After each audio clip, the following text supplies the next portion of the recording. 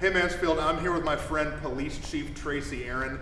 I wanted to ask him a couple questions about everything that's going on. Tracy brought some props with him just to make sure that we were sanitized and we were all good to go. We had a little tape measure out here to make sure that we were good 6 feet distance from each other. Tracy, first, how are you doing with everything that's happening? You know, we've had some long days, but we're doing fine. We're doing great. Good. Absolutely. How are all of your officers? How are all of the first responders feeling? How's that going?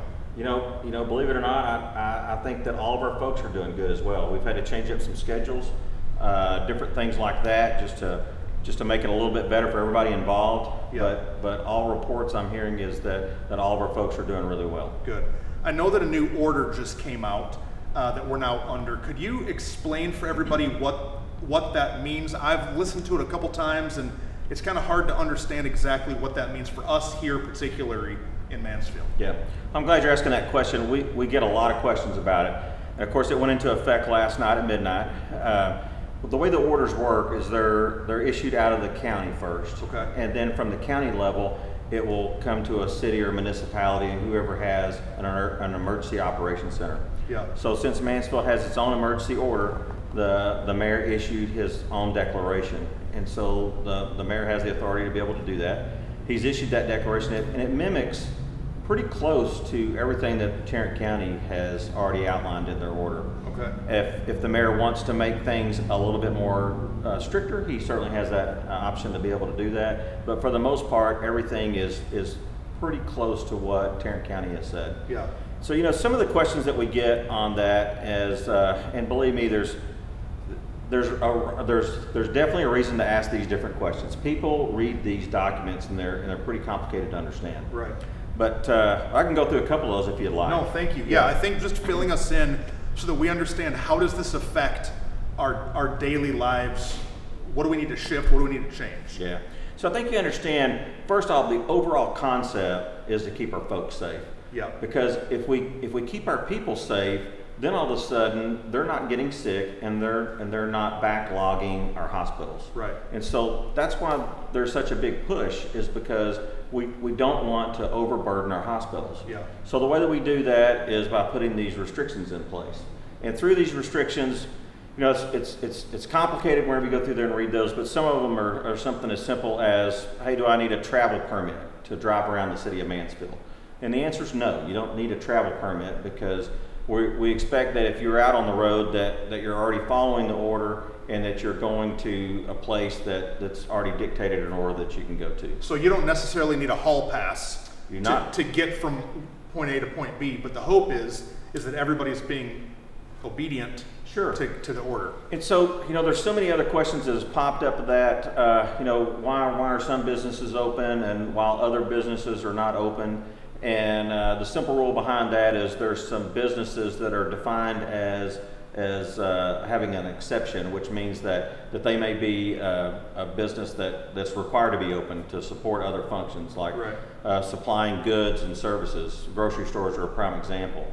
You know, in each one of those businesses, you still have to follow the measures in terms of social distancing. Yeah. You know, that is probably the biggest objective to every bit of this stuff that they're putting in place, is what can we do to keep that social distancing? If you're at a grocery store, you know, a lot of it is just good common sense. Right. You know, it's being a gentleman. Yeah. It's allowing that distance between you and another person there that you would always want to have anyway. Yeah.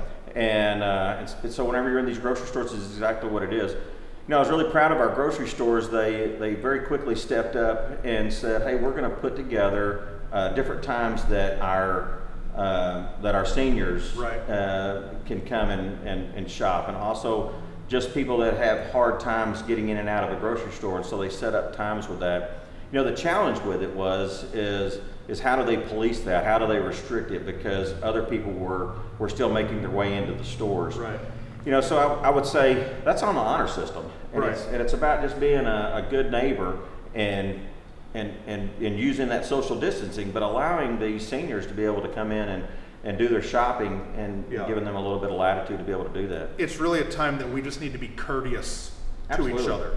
Like, yes, you might be able to go to the grocery store and elbow your way in between some elderly folks, but let's just be honoring to the situation that we're in and put other people's needs before our own. Yeah, absolutely. We see the same thing in different stores around town.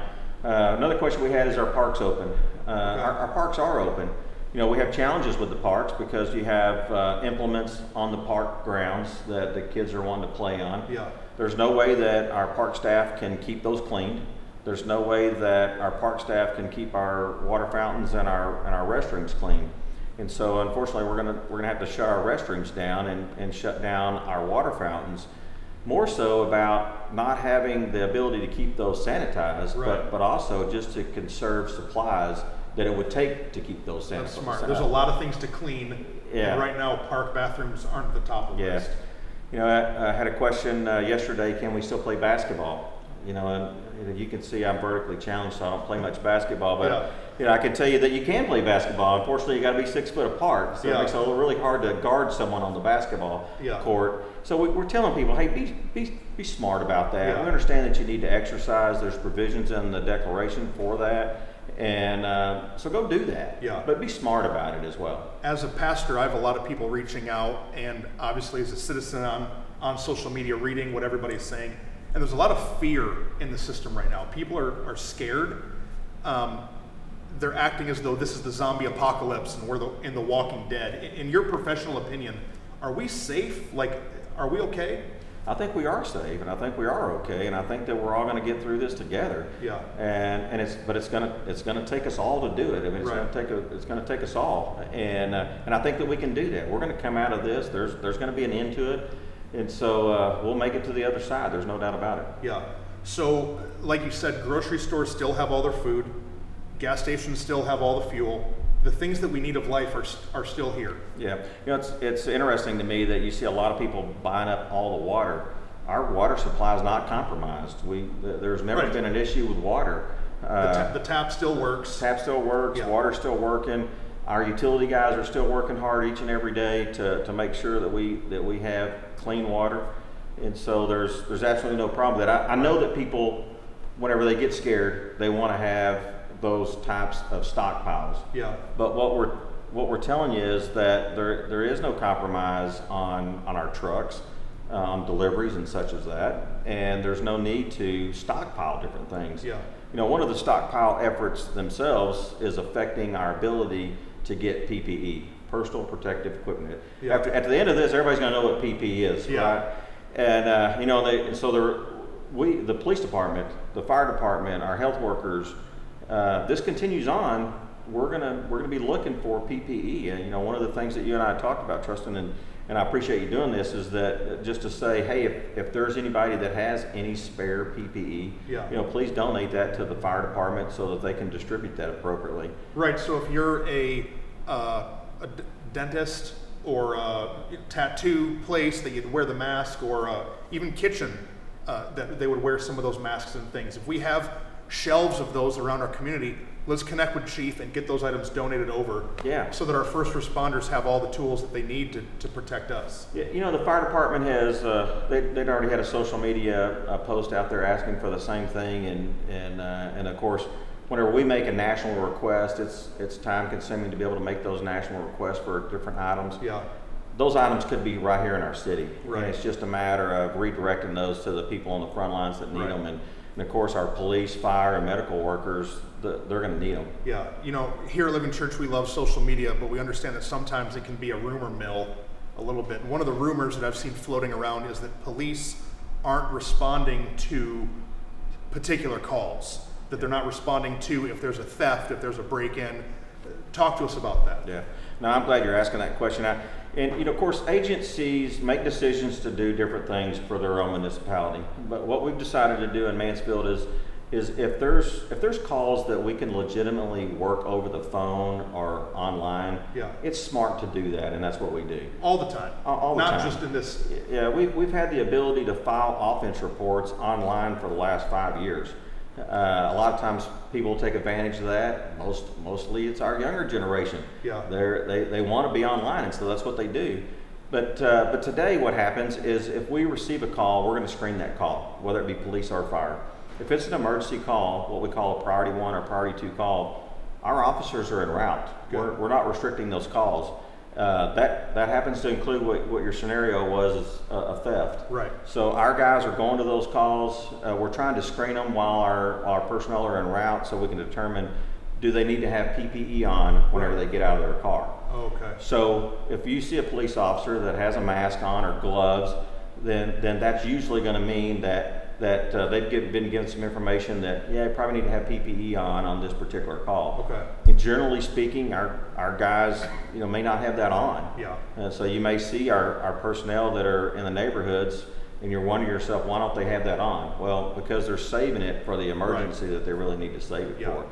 But we're absolutely going to those calls that we need to respond to. So everything's still operating as the norm. So if you live here in Mansfield, we don't need to be scared. If you call 911, someone's still going to answer. If your kid falls down and breaks their arm, you can still call, an ambulance is still going to show up. Firefighters are still en route. If you're cooking at home and your barbecue explodes, everything's still functioning.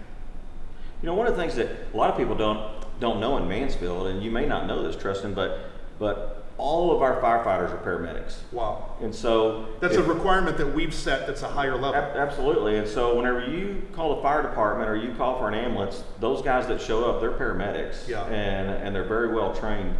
So they're going to be able to handle these situations. They may be in masks or gowns. You shouldn't be concerned about that. Yeah. You should be concerned that they've responded to whatever that emergency need was that you had, and they're going to take good care of you. Yeah. If somebody has a question that's non-emergency, I know that you've set up an email for them to be able to ask any questions, or maybe there's something that we're not covering in this interview that you'd like to know. Well, we've set up an email that's that I guess you're going to post for us. We'll put on the link in the video. Yeah.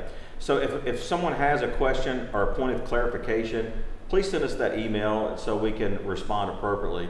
In today's time, what happens is people go online and they try to get their answer off of social media. Right.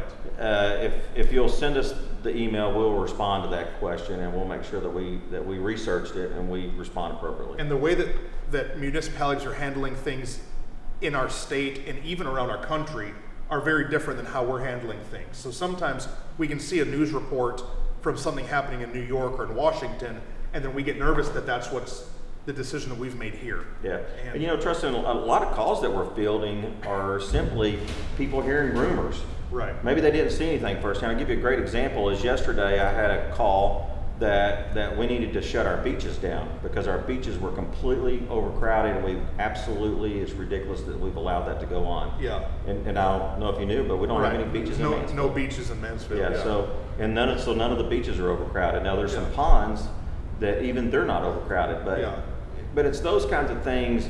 Just because you see it on TV or you heard it on Facebook doesn't really make it so. Yeah. Please let us answer those, and so we want to give you good answers on them. No, and I hope it's really settling for all of our hearts to know that our police, fire, EMTs, hospital workers are all still fully functioning. Everybody's feeling good. They have what they need, and we have what we need. Yeah. We're not running out of food. Truck drivers are still bringing us the goods that we need. Tracy, one last question. Is there anything that we can do, the public, to help you guys in all that you're doing to serve us? Well, one of the things we mentioned was the PPE. If you're looking around and you think, I've got a stockpile of PPE, and you have some really good examples, if that's something that you wanted to donate to the fire department, the fire department can redirect that to police and fire as they see fit. There could be some that you just want to donate to the hospital. That would be great. As we sit here today, we're fine. If this continues on, then we're going to be looking for those essential pieces of PPE. So again, if you got those, then that'd be great if you could help us with those. If you're going to the grocery stores, please just make sure that you're taking care of your social distancing. Yeah. Check on your neighbor. There is a lot of people in Mansfield that's doing what Mansfield usually does, and that is coming together to make this one of the best places to live. No, and something with that, I know that as I've been talking with other pastors in the city, that a lot of our churches are still open. Our phone lines are still open. And so if you have a need, maybe not a physical need that a police officer would meet, but an emotional need or a question or need somebody to talk with and pray with, there are dozens of incredible churches here in Mansfield that you should reach out to and call, and they can help walk you through some of those things. Sure, absolutely. Something that we're trying to do here locally, and Chief, thank you for working on it with us, is we're trying to provide a hub of childcare for first responders. So these are police, fire, EMT, and any hospital workers, because you guys are still on the job. Sure. And so you have children that are now out of school and need to be taken care of. And so we posted a video earlier in the week and have had a ton of people reach out. We've got a lot of babysitters in queue. And so if you're a first responder and you're having a child care need, reach out to us here at Living Church. We'll link the email below so that we can help connect you with someone locally who's went through a background check that we've ran to make sure that they're good to watch your kiddos. So just for clarification, I know I had a question on that, Truston, from another person.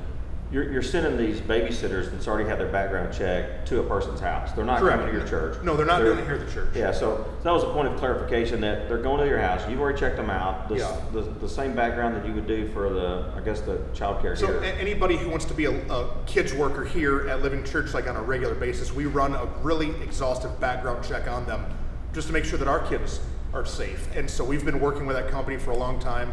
And so we're just trying to create a pool, a reservoir of people that are ready to step in and help babysit our first responder workers. All right, so we've been talking about this for a little bit, but I noticed that you haven't used any of the hand sanitizer. Oh man, so if you would- I'll jump in on that. Sure we get I that got back. you here. He's got a gun on his belt. I better put some hand sanitizer on. All right, thank you. Well, Chief, thank you so much for taking the time to come and answer some questions. Come on, y'all. We're going to be good. God's with us. Police Chief Tracy's with us. Everything's okay. Have a good day.